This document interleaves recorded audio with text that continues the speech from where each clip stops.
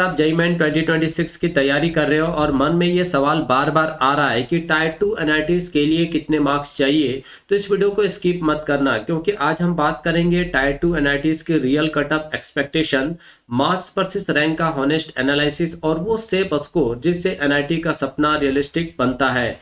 तो ये data gas नहीं है, ये पिछले ईयर के ट्रेंड्स पर बेस्ड है। तो वीडियो को एंड तक देखो, क्योंकि एक गलत टारगेट पूरा अटेम्प्ट बर्बाद कर सकता है। तो दोस्तों सबसे पहले हम लोग यहाँ पे बात करने वाले हैं इंस्टीट्यूट पे, ठीक है। उसके बाद हम लोग बात करेंगे दोस्तों यहाँ पे ओएस रैंक, उसके बाद एक्सपेक्टेड मार्क्स 2026 कितना हमें चाहिए, और इधर आपका प्रोग्राम या फिर ब्रांच हो गया, ठीक है।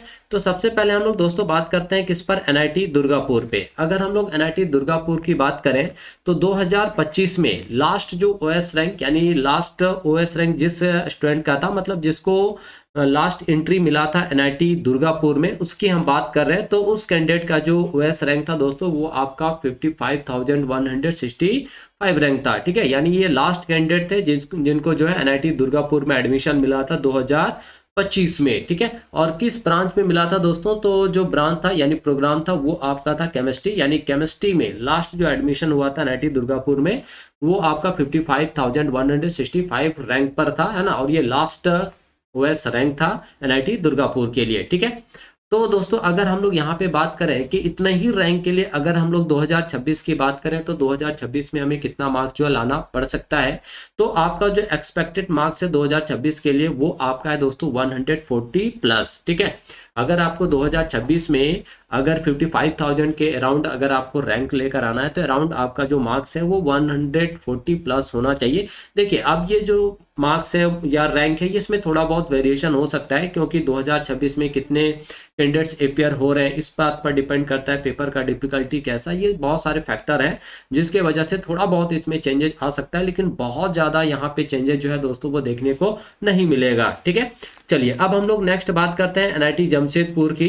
तो एनआईटी जमशेदपुर में लास्ट जिस कैंडिडेट को एडमिशन मिला था 2025 में, उनका ओएस रैंक था दोस्तों 45,058, ठीक है। और ये जो लास्ट क्लोजिंग हुआ था, ठीक है, ये जितना भी आप देख रहे हैं ना दोस्तों, ये सारे के सारे क्या है, क्लोजिंग रैंक है, ठीक है। और आपको बता दें कि 2025 में आपका जो है राउंड 6 तक हुआ था, है ना। राउंड 6 यानी 2024 की बात करें तो 5 राउंड तक ही काउंसलिंग हुआ था, लेकिन 2025 में जो है राउंड 6 तक काउंसलिंग देखने को मिला था। यानी राउंड 6 में जो लास्ट क्लोजिंग रैंक था एनआईटी जमशेदपुर में, वो आपका यहाँ पे 45,058 रैंक था। और किस ब्रांच में था दोस्तों, तो मेटलर्जिकल एंड मटेरियल्स इंजीनियरिंग में, ठीक है। अगर 45,000 के आसपास अगर 2026 में हमें रैंक लेकर आना है, तो एटलीस्ट हमें कितना मार्क्स यहाँ पर लेकर आना पड़ेगा, तो दोस्तों आपका जो एक्सपेक्टेड मार्क्स होगा वो 146 प्लस जो है होना चाहिए 2026 में, ठीक है।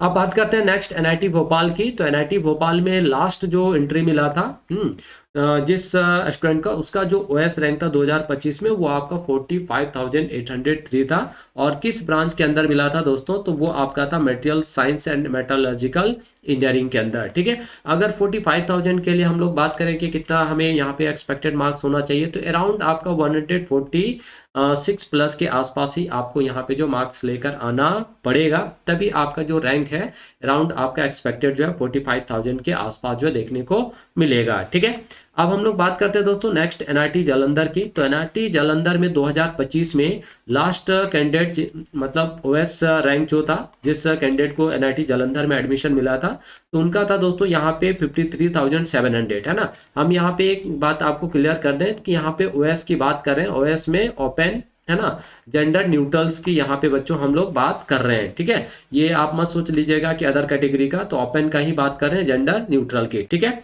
तो देखिए 57,700 रैंक पर किस ब्रांच में एडमिशन मिला था लास्ट एनआईटी जालंधर में, तो टेक्सटाइल टेक्नोलॉजी के अंदर। और अगर इतने ही रैंक की बात करें 2026 में कितने रैंक्स के लिए एटलीस्ट हमें कितना मार्क्स यहाँ पर लेके आना पड़ेगा, तो वो 141 प्लस मार्क्स जो है दोस्तों यहाँ पर आपको लेकर आना पड़ सकता है, ठीक है। नेक्स्ट है दोस्तों यहाँ पे एनआईटी हमीरपुर। तो यहाँ पे जो लास्ट क्लोजिंग हुआ था, है ना, ओएस कैटेगरी यानी ओपन कैटेगरी में ओएस में तो 47,577 रैंक पर हुआ था दोस्तों। और ये किस ब्रांच में देखने को मिला था, तो सिविल इंजीनियरिंग में। ठीक है, तो सिविल इंजीनियरिंग में लास्ट एडमिशन हुआ था एनआईटी हमीरपुर में 2025 में। तो उस बच्चे का जो रैंक था, closing rank, last closing rank, वो आपका 47,575 था ओएस कैटेगरी में। ठीक है, और इतने ही रैंक के लिए अगर हम लोग 2026 की बात करें तो 2026 में हमारा अगर हमें 47,000 के आसपास रैंक लेकर आना है तो कितना मार्क्स हमें लाना पड़ सकता है, तो एक्सपेक्टेड जो मार्क्स है वो आपका है 145 प्लस। ठीक है, चलिए अगले नेक्स्ट हम लोग बात करते हैं एनआईटी पे। तो नेक्स्ट एनआईटी है एनआईटी सिलचर। तो यहाँ पे लास्ट जो ओएस रैंक देखने को मिला था, लास्ट क्लोजिंग रैंक राउंड 6 में, वो आपका था 48,062 रैंक पर हुआ था। और किस ब्रांच के लिए हुआ था दोस्तों, तो ये आपका था सिविल इंजीनियरिंग के लिए। ठीक है, यहाँ पे आपका क्या है, ब्रांच है। ठीक, चलिए, और इतने ही 48,000 के लिए अगर हम लोग 2026 में एक्सपेक्टेड मार्क्स की बात करें तो वो आपका अराउंड 144 प्लस हो सकता है। ठीक है, नेक्स्ट बात करते हैं एनआईटी रायपुर के लिए। तो ओएस रैंक 2025 जो था, लास्ट क्लोजिंग रैंक, वो आपका 56,483 था। और इतने ही के लिए अगर हम यहाँ पे बात करें कि 2026 में कितना लेकर आना पड़ेगा, तो अराउंड आपको 139 प्लस मार्क्स जो है लेकर आना पड़ेगा। और ये जो क्लोजिंग रैंक आपको देखने को मिला था दोस्तों 2025 में, तो किस ब्रांच में देखने को मिला था, ठीक है, तो वो आपका है बायोमेडिकल एंड इंजीनियरिंग में।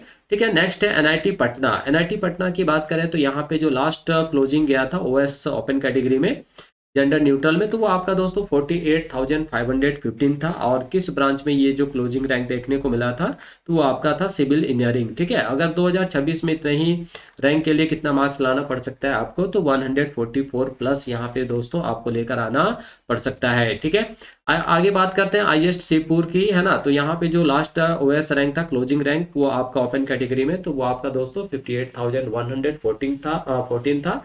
और ये किस ब्रांच के लिए था, तो माइनिंग इंजीनियरिंग के लिए। ठीक है, और 58,000 रैंक अगर हमें 2026 में लेके आना है तो एक्सपेक्टेड आपका मार्क्स कितना होना चाहिए, तो 138 प्लस जो है आपका होना चाहिए। ठीक है, चलिए अगला जो हम लोग बात करने वाले दोस्तों वो आपका है एनआईटी गोवा, है ना।